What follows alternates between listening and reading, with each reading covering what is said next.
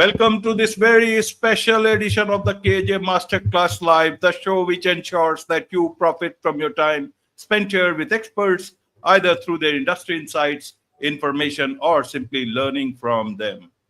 And today we have with us Judith Belmont. She is a self-help, mental health author of 11 books. She's also a seasoned psychotherapist. And we learn from her about overcoming self-limiting beliefs, reframing thought distortions, and boosting emotional resilience. Welcome to the show, Judith. Thank you for having me. You are welcome. Welcome to the show, Judith. Welcome to India in this online form. And I'm sure not just in India, but a lot of people across the globe will benefit from what we'll be talking about. We'll talk about how one can heal their thoughts and transform their life. We'll talk about all this. We'll also talk about cognitive behavioral therapy and all that, and also about your book. But before that, let's learn a bit about your journey, your background, so that the audience knows who they are listening to. Okay.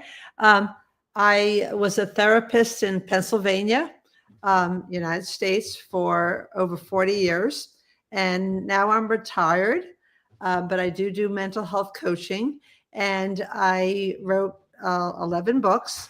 And this one over here is 110 CBT tips and tools. So we're going to be talking today a little bit about how CBT, cognitive behavior therapy, which is the most widely adopted orientation in the world, can help you change and improve your life, no matter where you are in your life. Absolutely. Absolutely. So let us understand about this CBT, cognitive behavioral therapy. What is this all about? Because we all have it. I don't know whether everyone has it or doesn't have it, but we just want to understand what exactly this is all about. Okay. Cognitive means mind. Behavior is behavior. And it emphasizes how the quality of your thoughts determine the quality of your life. So if you think clearly and you think rationally, you're going to feel better and you're going to make better behavioral choices. So the CBT, cognitive behavior therapy, focuses on your thoughts. And for example, if you think, oh, I'm a failure, I'll never get over this, you're going to feel terrible. If you think I'm having some setbacks, but I have faith in my resilience, then you will feel better. And then you're going to act in better ways. So in CBT, you detect the cognitive distortions, the all or nothing types of thinking, the labeling, the fortune telling. Labeling would be, I'm a failure. Fortune telling, I'll never get over that. All these are irrational thought habits that create a lot of self-limiting beliefs and keep people stuck. Absolutely. So, who creates this? Is it our own mind, or is it outside influence? I thought this whole cognitive power, it is within us. Then how does it start taking from outside rather than from within our own way we have been constructed as a human being? I think that the pathways in our brains are a combination of nature and nurture. And so we learn certain thought habits maybe from way back, but at this point, as you're an adult, you can change those automatic thoughts. For example, one of my clients said her parents said, you won't amount to anything. So she had wired in her brain that she wasn't worthy. So later on in life, she decided, I'm not going to accept that.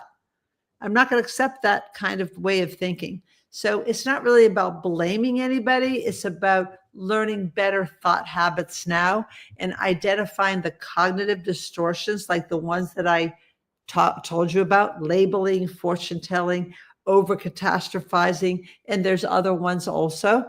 Finding out which are distorted ways of thinking, and then challenging them and reframing them, restructuring them so you think in healthier ways.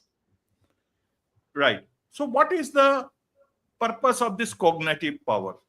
Can we also use it, or do we also get the right sort of things from people, whatever they are saying?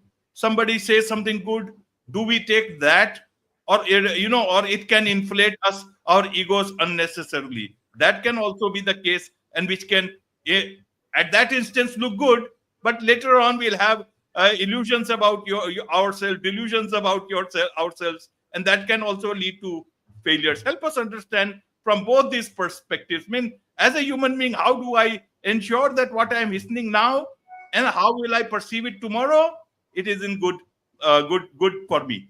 That's a good point. So I think that it really helps to get support. It certainly helps when people are kind to you and are supportive of you. But if we have these internal beliefs that we're not worthy, and if we have these ways of thinking, we can't depend on other people to completely get us out of that way of thinking. It certainly helps to have support, but we have to be our own best friend, because we notoriously are harder on ourselves than anybody else. The way we talk to ourselves, no matter what country you're in, is going to be a lot worse than the way we would talk to others. For instance, it's not unusual for someone to say to them, be critical of themselves and, oh, I blew it, I shouldn't have said that, that was stupid. But are you going to say that to your best friend? No. And so we are more liberal. So we need to really change our self-talk. It's good to have support from others, but it's important to develop self-compassion. That's kind of the new self-esteem. It used to be thought that if you were successful, if you made a lot of money, if you had, nice things happen to you, in life, or have a lot of, possessions, nice possessions, a nice car or whatever, you're going to be happier. Not necessarily. It's really how compassionate you are, how self-compassionate. Self-compassionate. We'll come to that. But one thing I want to understand is, suppose someone tells at the age of, say, 20, 25, even 15, and it gets stuck with me. And then one fine morning, because my brain is still working, why doesn't it repulse at that point in time, repel such things? And how is it that suddenly at the age of 35, 40, one fine morning someone wakes up and says, I'm not going to believe it? Do you need something else to shirk you out of that situation? Or why is it that it sticks at that particular point in time, and later on only you realize it and you want to remove it? Where does your brain go in all these years then? I don't know. The brain generally focuses more on the negative than the positive. And the negative, it's called the negativity bias.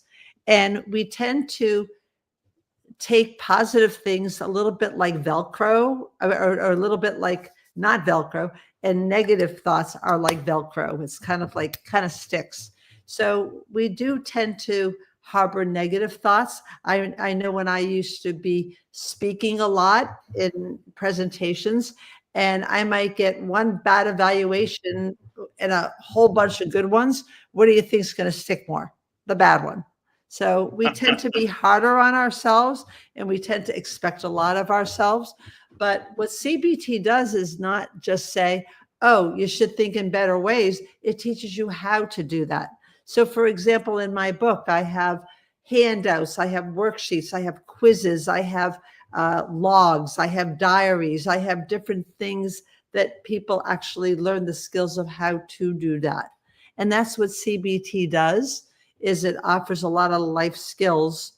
And you don't need to have depression, anxiety, low self-esteem to benefit. Anybody who wants a healthier life, more gratitude, to more acceptance, more self-compassion, more empathy towards others, we all can stand to grow and improve. Absolutely. We'll come to your book, 110 tips, CBT tips. But before that, you talked about self-compassion.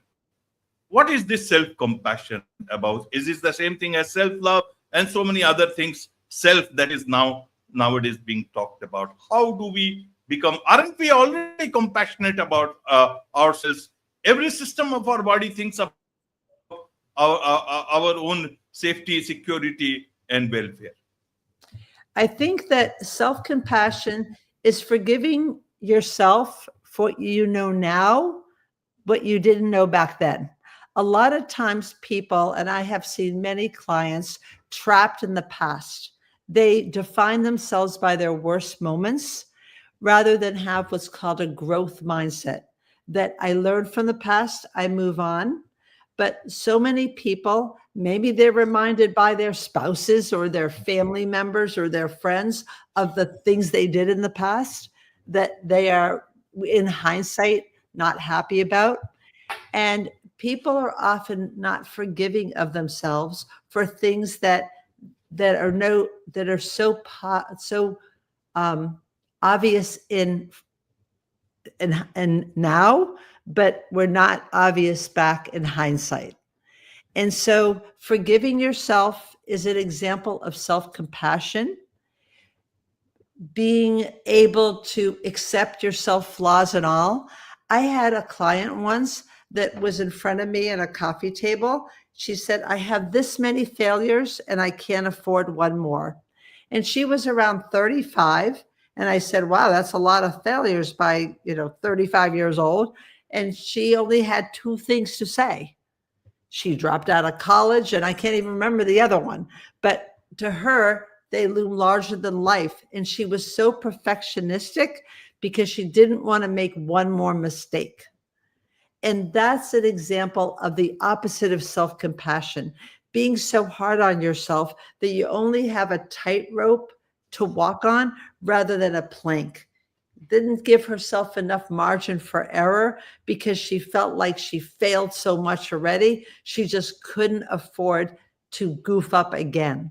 And when people don't forgive themselves and don't give themselves a wide plank to fall, they're going to be not happy campers.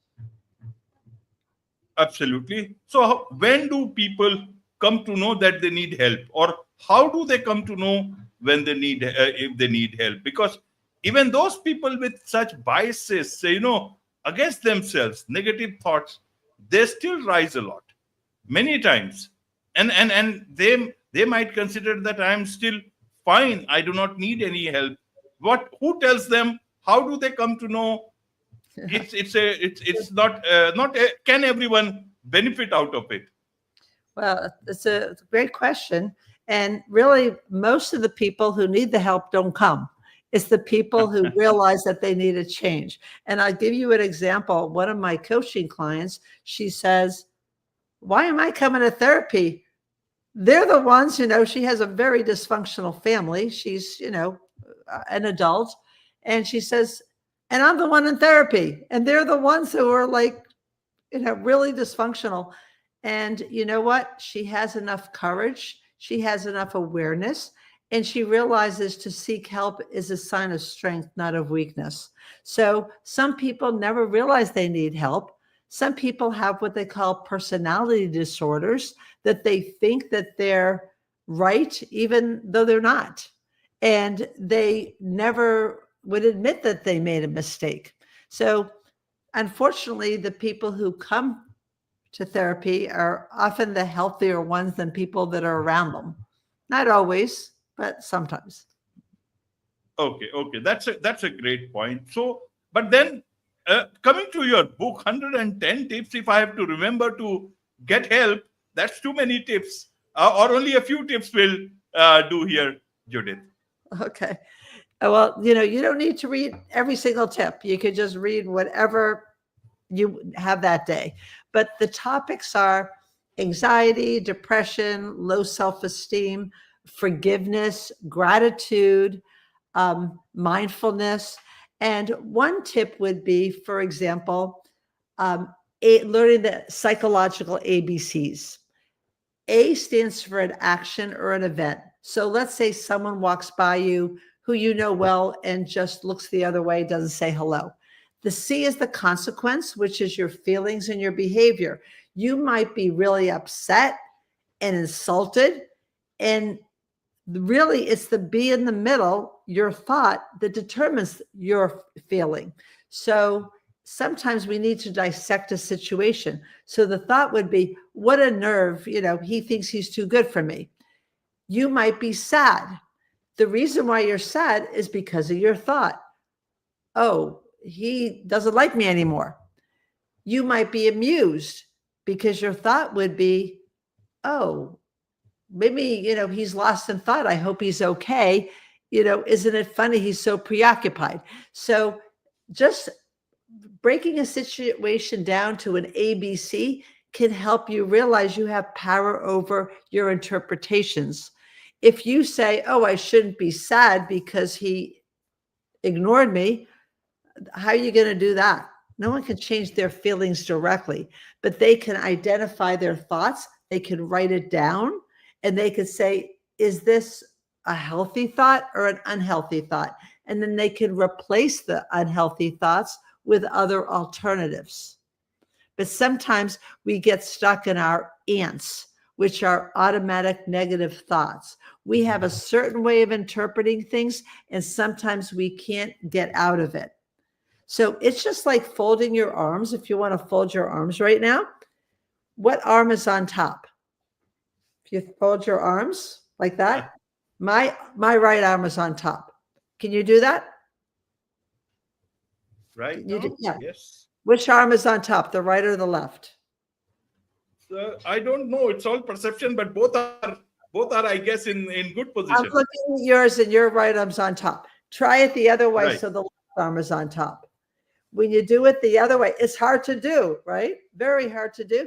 That's because so often we think in automatic negative ways, and just even trying to be flexible by this simple exercise shows us how hard it is to undo that way of automatic thinking. So to be more flexible, we need to shift our perspective.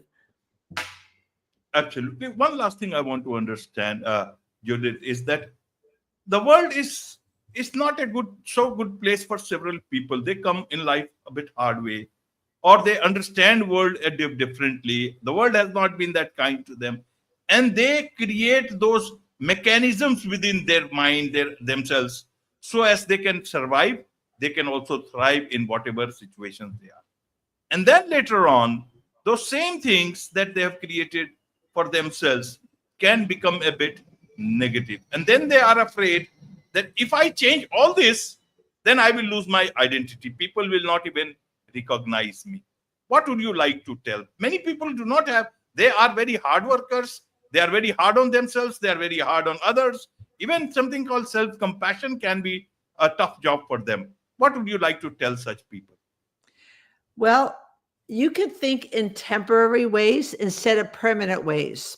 You can think, up until now, I've had a hard time with blank, rather than I'm just this way. One is your identity, and one is a work in progress. You're constantly growing, you're constantly evolving. And so a lot of times people are afraid of changing. They say, I don't like change. But how about having a child or a grandchild? How about getting married? How about going on vacation? How about falling in love? How about getting a good job? Change is good.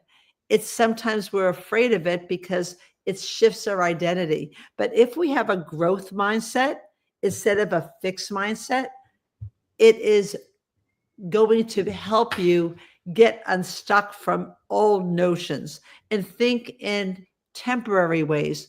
Up until now, it's been difficult, rather than, oh, I just can't do that. Absolutely. When you already have a self-fulfilling prophecy. Absolutely. So who is this book for 110 CBT tips and tools? It's for everyone. Anybody can benefit. It's a self-help book. It's for anybody who wants to develop more self-compassion, to manage their stress, to manage their anger, to have more of a growth mindset instead of a fixed mindset. And it gives you some self-help tools. Absolutely. There's much to learn about all this from you, Judith, and I'm sure a lot of people would want to connect with you, learn more about you, about all your books, especially about this book. So what is the best way for them to do so? Well, they can visit me on my website, which is belmontwellness.com. It's just as you see on my name over here, Belmont Wellness. And I have a lot of my podcast shorts there, people can see. I also have a lot of free resources. I have handouts, worksheets, the types of things that I just talked about. You'll see some of those. And that's a good way. And also my Amazon author page.